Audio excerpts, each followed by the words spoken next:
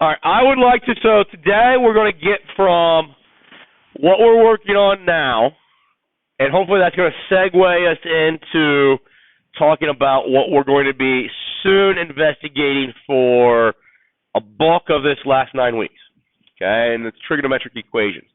But we need a foundation of graphing to first understand it, and understand maybe why some of the procedures are used in the manner that they are when we solve an equation that is trigonometric.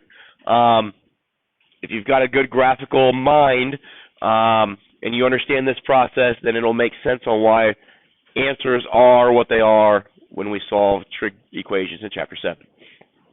It's also going to allow us to segue into the last section of Chapter 6, which is laying the foundation for how we solve all trigonometric equations. There's a step that is involved that all trigonometric equations need, and that is discussed in 6.5. So I would like, I know in your notes it says cosecant, but we did cosecant yesterday, so I want to do secant. But from our discussion yesterday, are we really going to do secant? Is that going to be the tool that builds this graph for us? What are we going to use instead? Cosine. Use its reciprocal. So whenever we write this as 1/2 cosine, do I like that number 2 being there? No. So I want to factor that out. So it becomes a 1x. But if I factor it out there, I've got to factor it out here, correct? So what's that going to become? Pi over 4. Okay. Factoring out by 2, same thing as multiplying by 1/2, right? So if this number is a bizarre number, so I'll ask this on a quiz or a test later on. I might go, y is equal to m over v cosine of rx plus pi d. And I ask you, what's the phase shift? Well, you would have factored out an r, and then this would have been, to get this transformed, you would have multiplied by 1 over r, right? Or divided by r, so it would be pi d over r. Does that kind of make sense? So we should be able to answer those questions with generic values, okay, regardless of, and I would maybe do that because then that eliminates somebody from being able to maybe take Desmos or GeoGebra and manipulate those tools to arrive at the correct answer without really knowing how we get to that answer.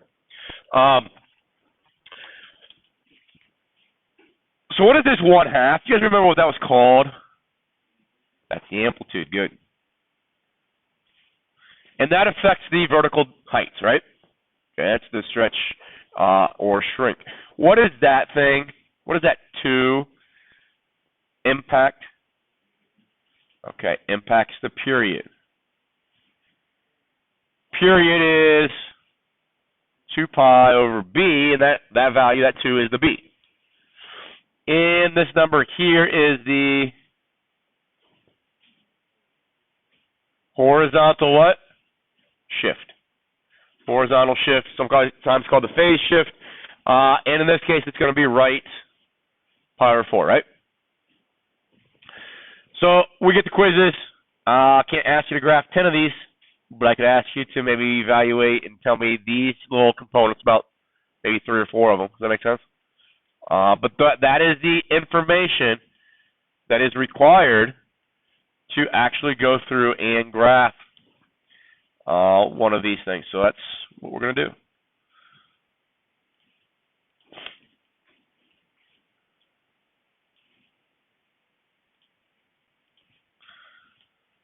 So we'll start with the cosine.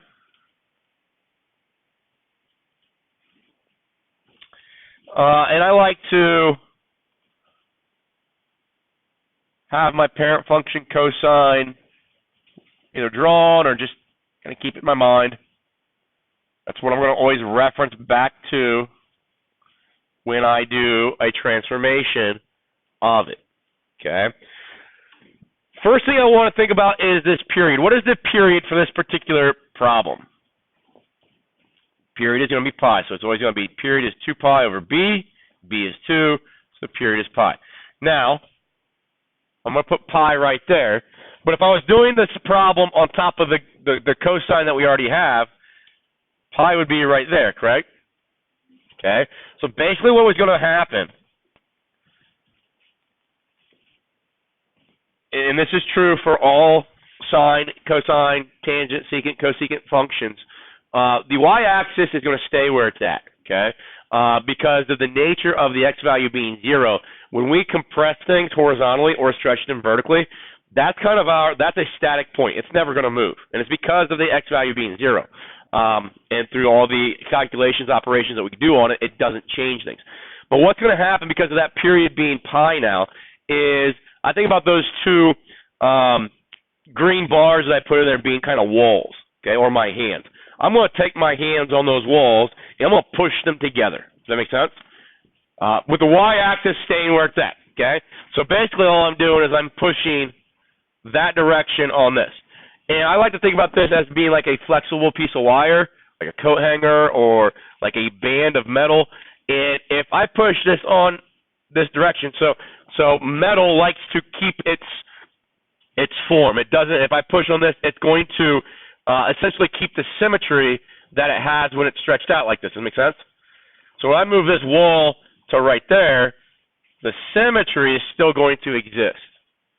Okay, it's just going to be in a narrower interval. Does that make sense to everybody? Okay. So knowing that, if I were to graph the cosine on top of cosine of 2x, you're going to see the cosine of 2x is a horizontal compression. I identify pi. Basically what I'm trying to say there with all that, though, is that the symmetry exists. So when I developed the cosine, I took the end point of the period, and then I cut it in half, and I got that point. And I cut that in half, and I got that point, right? And we talked about how then we use that distance right there to be our index, or be the tool that allows us to just kind of march along here and find these other positions. And then also, if I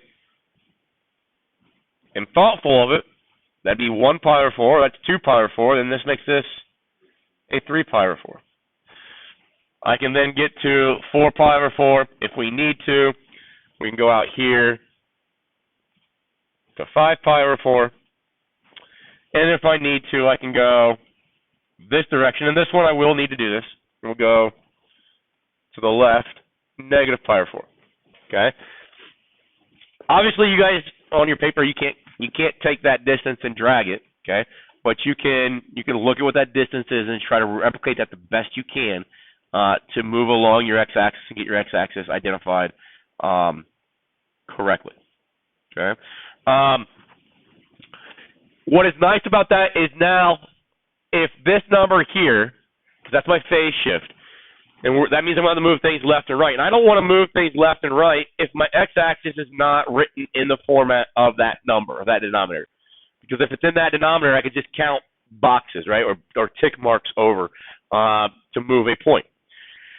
Here they're the same. They're both pi over 4, so that's nice. But if they were, if my x-axis was, or maybe my phase shift was in eighths or sixteenths, okay, well, if it was in eighths, then could I just break that down? And now it's an eighth. That's an eighth right there. If I wanted sixteenths, be there. So that's kind of the discussion we talked about yesterday. I said, as long as your x-axis is in terms of a multiple of that denominator, it's going to be easy for you to shift things.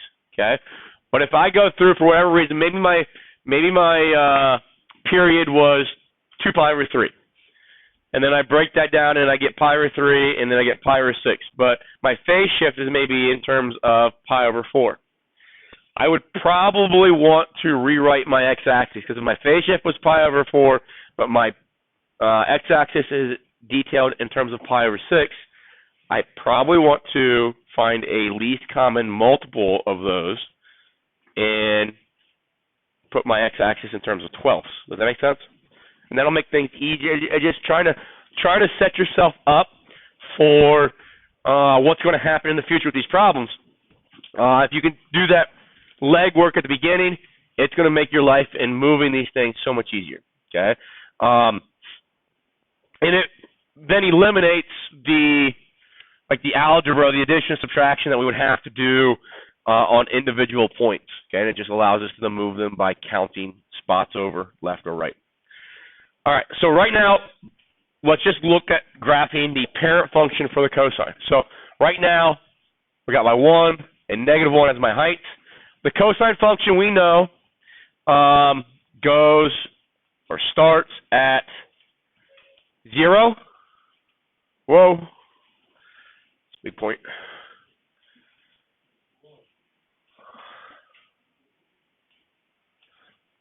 Starts at 0 at height of 1, and then at pi, still at height of 1, right? Okay, and that's because now instead of looking at between 0 and 2 pi, we're now looking at a period of pi. So start and finish, same height. Halfway in between, minimum, right? Quarter mark, x-intercept. Second quarter mark, x-intercept. And those pink dots are simply y equals cosine of 2x. Okay, because that's the only thing that we utilize so far to get those points, right? What would be the next easiest transformation to apply to cosine of 2x?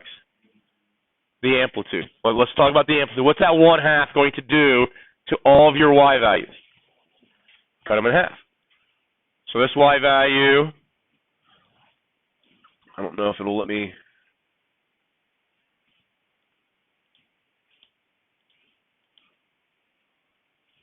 Come on. Won't let me move it. All right. So we'll go, I'll just change the color to light blue here. So this one's going to go down to that spot right there. Is this one going to move? Nope. This one's going to go to there, right? Is this one moving? Nope. And this one here is going to go to there, correct? So right now, those blue points represent y equals 1/2 cosine of 2x. Now, each one of those points needs to go where? Pi/4 units to the left. And this is why it's nice to have our x-axis in terms of pi/4, because now it's just counting one tick mark. Every one of these would go one tick mark to the left. So that's going to go there. This one's going to go there. This one's going to go, oh, that's this blue one. This one's going to go there. This one's going to go there. And then this one's going to go there. Is that okay with everybody? So I'm going to connect those the best I can. I'm using a dotted line. I will use dotted lines on things that are not my final function. Because that's not what I wanted to graph at the beginning of the problem, right? At the beginning of the problem, say secant. Okay, we wanted 1/2 cosecant, or sorry, it's 1/2 secant of 2x plus pi/2. So now, if we're talking about secant, but we've got the cosine graphed, this point right here on the cosine, the y value is 0. So on the secant, the y value is the reciprocal of that, right? What's the reciprocal of 0/1? Undefined. Okay, so we're going to have our vertical asymptote right there at that undefined value. And then likewise, you're going to have another one right here. Okay. Now, I don't have any other x-intercepts, but where would the next x-intercept exist if I were going further to the right here with this curve? Pi. And then over here, we'd have one at -pi/2, right? So if you need extra x-intercepts, you can have them. You can develop them, okay? Which will then lead you to additional asymptotes. This point is a maximum on that curve. What's it going to become for the secant? A minimum. So now I'm going to go that direction towards my asymptote.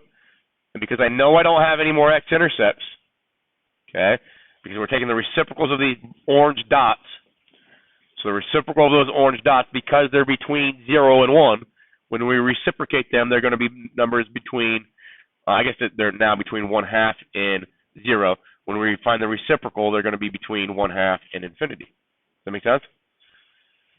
Same thing here. That's going to be a minimum now for the cosine, so it's a maximum for the secant. As I move to the left, we're going to find the reciprocal of these dots, or these points, so they turn into these. And then the same thing to the right. And then that point to the left. If we wanted to, we can go to the right. And that gives us our secant function, correct? Now, if you were to look at yours and to look at your neighbors, they are probably, I would argue, not very different, but you would not be able to lay yours on top of your neighbors and they match up perfectly, right? But you should be able to look at yours and your neighbors and say, hey, we both have an asymptote at x equals 0. We both have an asymptote at x equals pi over 2, and we have one at pi. Okay? You can also say we both have an ordered pair at negative pi over 4, 1/2. We have one at pi over 4, negative 1/2. And we have one at 3 pi over 4, 1/2. You're both, based on your information in your image, are going to have those things there, right? So does that mean that you both, even though yours won't lay on top of theirs and match directly, will you both have accurately provided the right information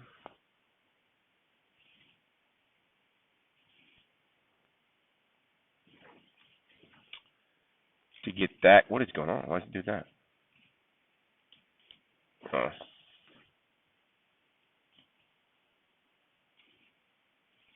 Oh, I'm in the wrong. There you go. Are you both going to have the information required to put your curves through those points? Does that kind of make sense on what I mean by that?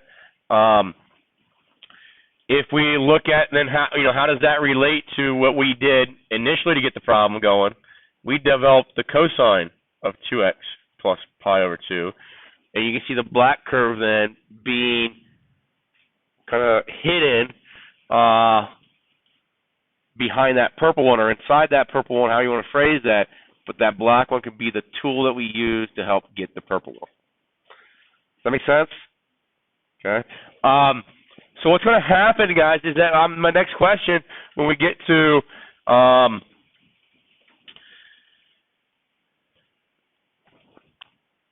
Chapter 7, is can you solve this equation right here? If I put equals 1 right there, can you do that? Okay. So what I want to think about, or get you thinking about, is in order to do that, I first need to have that graph there, right? Okay. Now I'm going to move out. I'm going to get rid of these extra features that we use to get the graph. If I want to ask the question, what is that there? How do I get that equal to 1? Okay.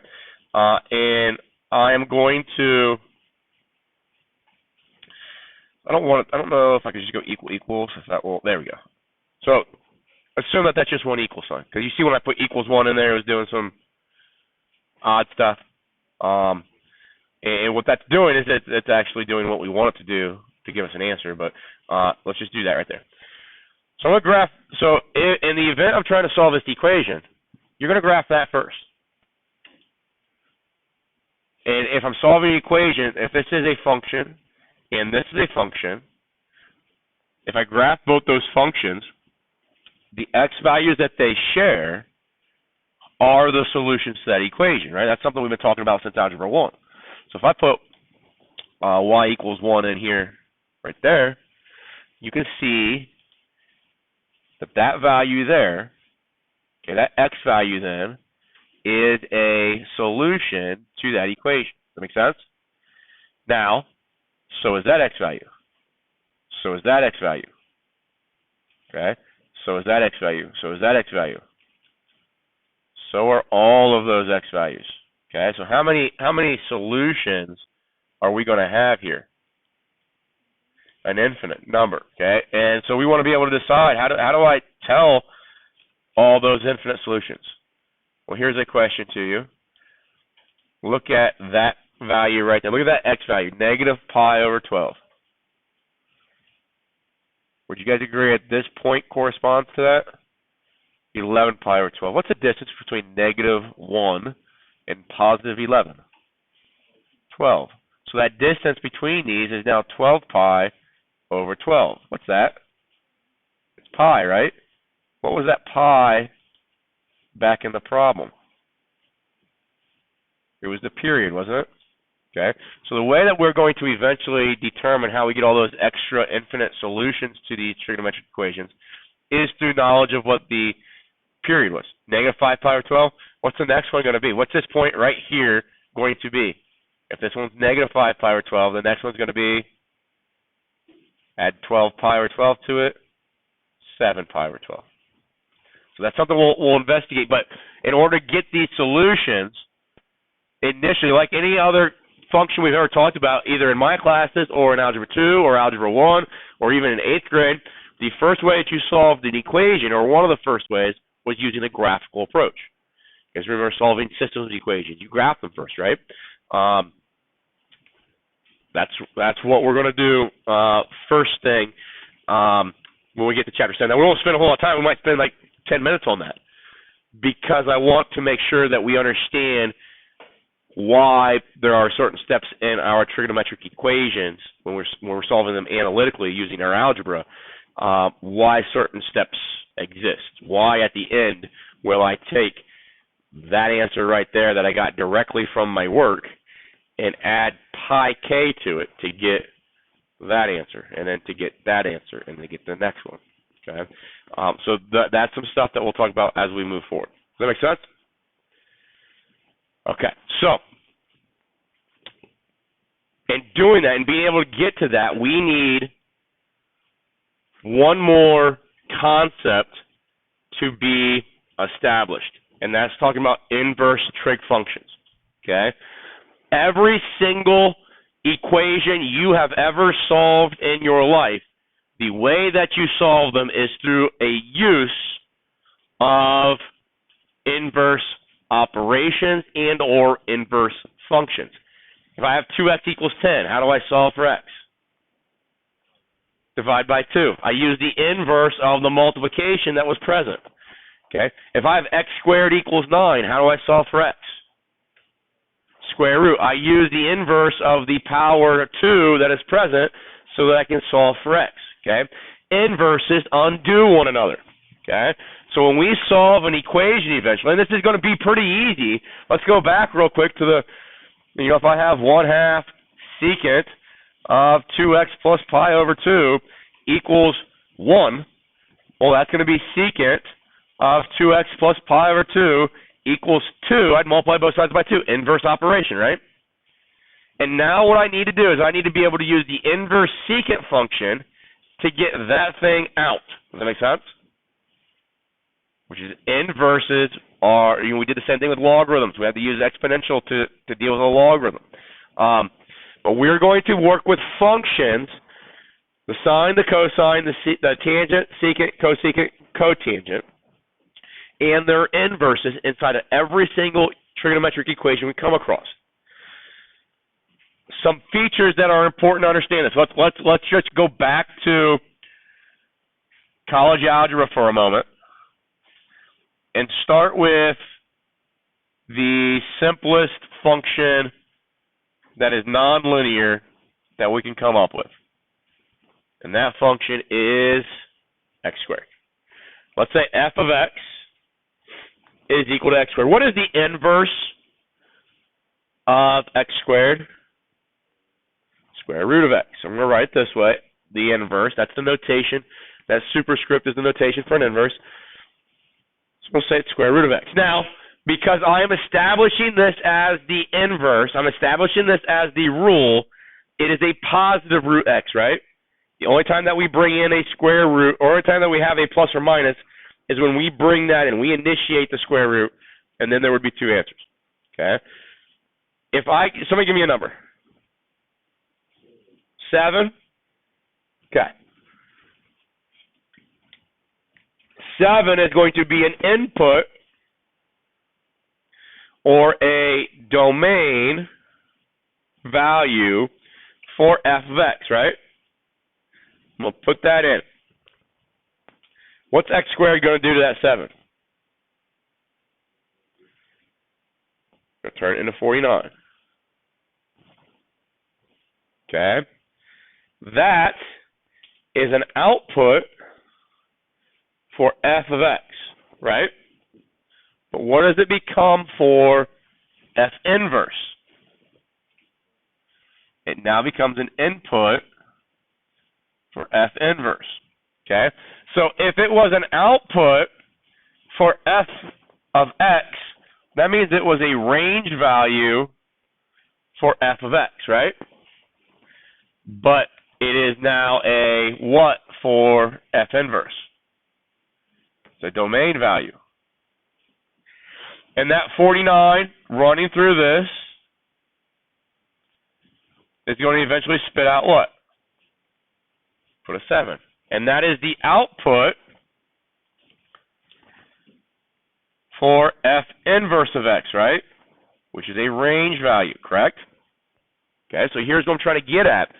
The domain, so if I look at f of x, the domain, let's just call it lowercase a, okay, the domain value for f of x, okay, is going to produce a range value for f of x, but that range value is now a input or a domain, so that b, which is a range for this one, is now an input or a domain for f inverse, right? And what do you get back? You get back a, which was exactly what you started with over here, which was the input over here. So the output for f inverse was the input for f of x. And that's the relationship that we knew and recognized and realized and worked with in college algebra, right? If AB is on f of x, then f inverse has BA. And that's a reflection across the line y equals x, right? You remember talking about all that stuff? Okay. That is important for us when we talk about all inverses, but especially right now, the trigonometric inverses. So let's just talk about sine right now. If we can learn this procedure with sine, then the process, the relationships is all consistent with cosine, tangent, secant, cosecant, cotangent. Now, we might have to worry a little bit about domains and all that kind of stuff, but let's just look at the sine right now. So sine function, okay, so I'll call this f of x, okay. What is your input always for the sine function? What always goes right here? An angle measurement.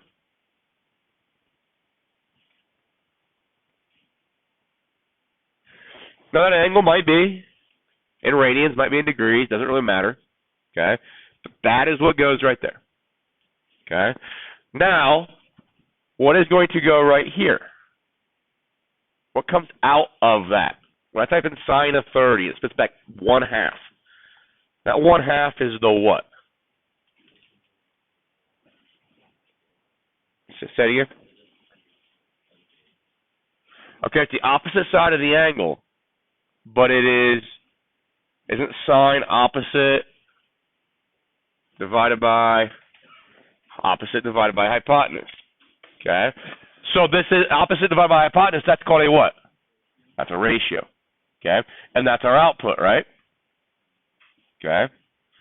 Now, if I have, just think about all right, because sine is developed for right triangles. And even if we use the unit circle approach, if we look at all the stuff that is this thing here, okay, and the sine value being the y values, right? All that stuff comes from what? What kind of triangles? Right triangles, okay? And eventually, even if we start working, we'll have values for like 15 degrees or pi over 12. We'll have some for 75 degrees. We'll have some for like 22.5 degrees. So everything that we ever insert back on this or in addition to this will also still come from right triangles. Does that make sense? So when we're down here talking about the sine, that ratio is that h is always the hypotenuse, right? If you take a number, or how does the opposite side and the hypotenuse, how do they always relate to one another? The hypotenuse is what compared to the opposite side? It's always larger, it's bigger. So you take a number, don't care what it is, divided by something bigger. What's that quotient always going to be? Less than 1, but greater than 0, right? Okay. Now, think about this. The sine could exist in that quadrant, correct? Okay. So there your opposite would be a negative divided by a hypotenuse, right? A negative divided by a positive. So not only could this ratio be between 0 and 1, it could be between 0 and negative 1, right? Does that make sense? So the ratio that you get out here can ever be between negative 1 and 1. I should put brackets here. It's inclusive. You can get negative 1 and 1. If you type in negative 90 degrees right here, you'll get your negative 1, or negative pi over 2 radians.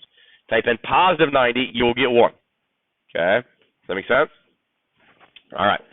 So if that's the case, then let's use this relationship that we talked about in college algebra, okay, and apply that to trigonometry and see what we get.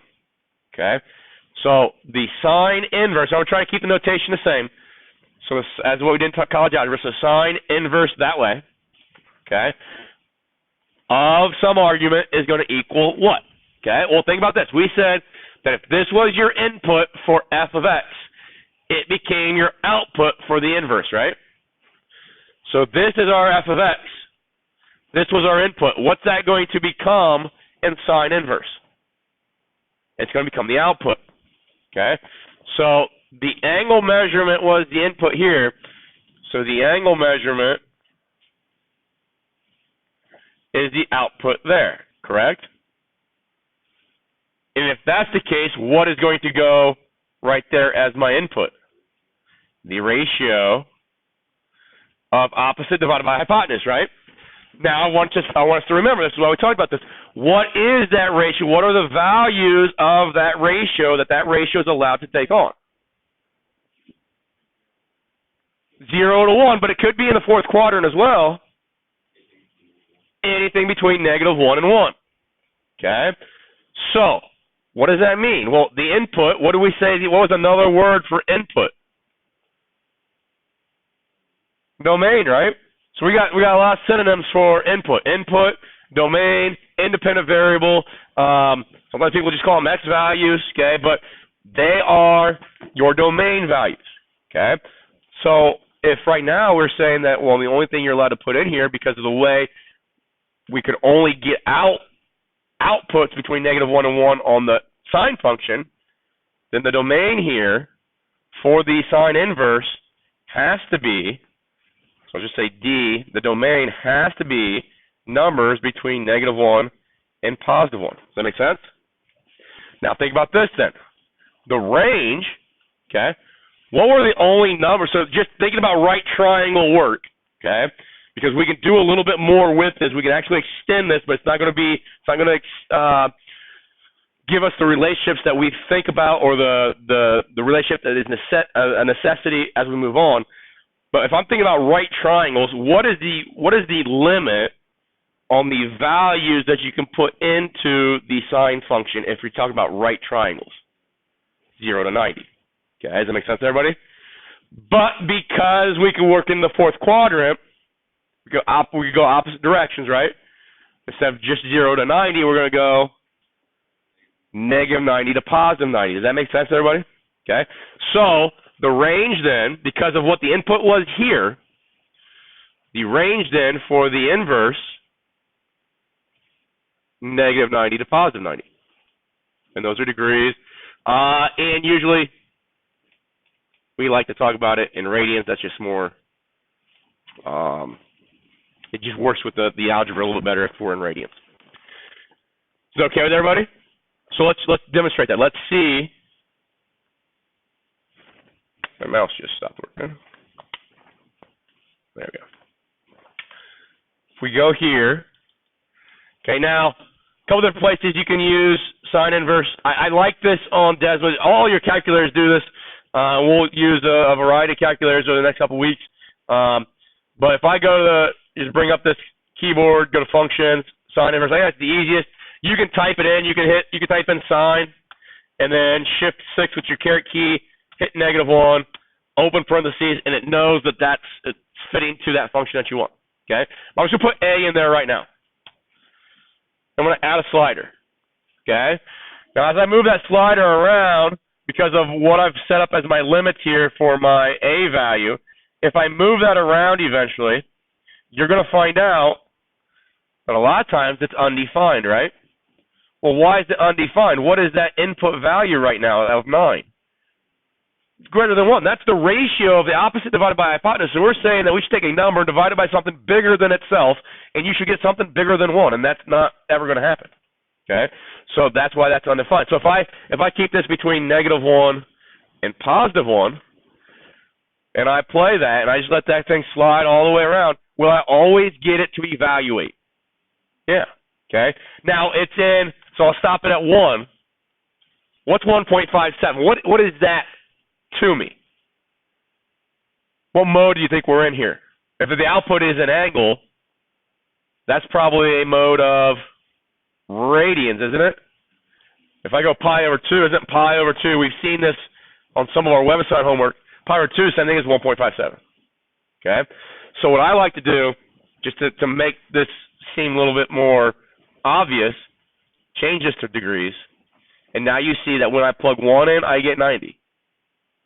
When I plug in -1, I get -90. Okay? But everywhere else, okay, we are getting an evaluation, and all these values here are angles. Does that make sense? Okay? So why is that beneficial to us? Think about this. We talked about, so college algebra, composite functions, right?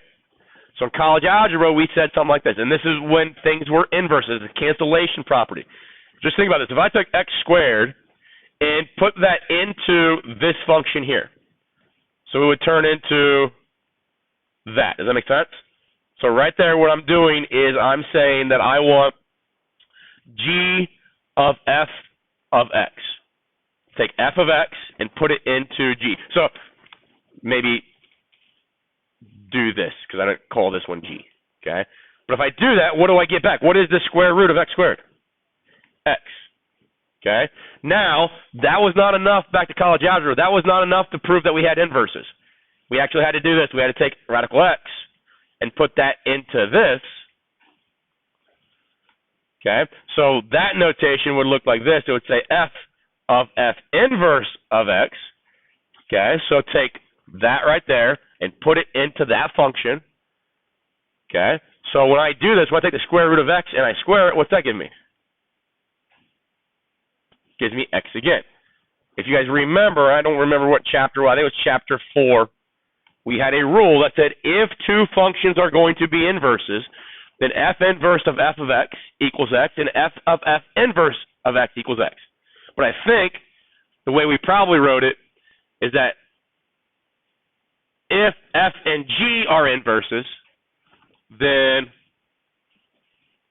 that relationship is true. And I like writing it as f and g because I just think there's just too many f's up here. But if these two things are inverses, then that's true, right? So let's think about this. If sine and cosine, or not sine and sine inverse are inverses of one another, okay, we should have that relationship. So let's see if we do. Let's say that I have a sine inverse of sine of a. That is one version of that f of g of x, right? Or in this case, a. Let's do this one. Let's go sine of sine inverse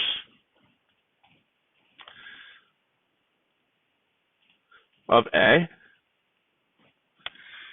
Okay. And now, so let's just think of this is only going to be defined. So what is that number? So I should probably maybe do this differently. Let's put b there.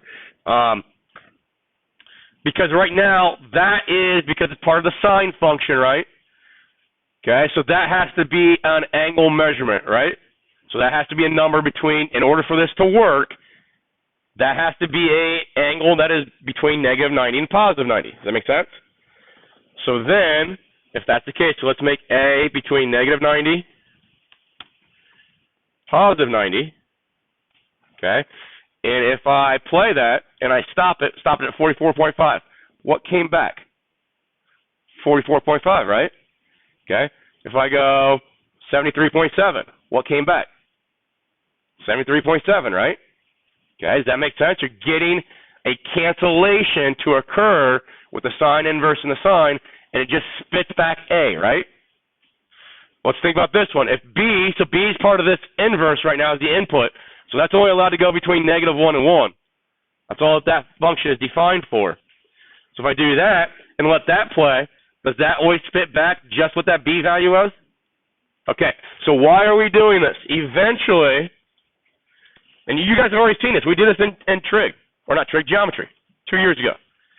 If I have sine of A equals 2/3, I need to solve for A. So we did this. We said we take the sine inverse of this side, and then we take the sine inverse of that side, right? And the reason we could do that is because we're saying that that A value is going to be a number between negative 90 and positive 90, and when that happens, those cancel directly. You're left with A, and then you evaluate that side. Does that make sense? So that's going to be what we use every single time we solve a trig equation. That's going to be the last step. All right? No new homework. Keep working on that. 6.4. See you tomorrow. Have a great day.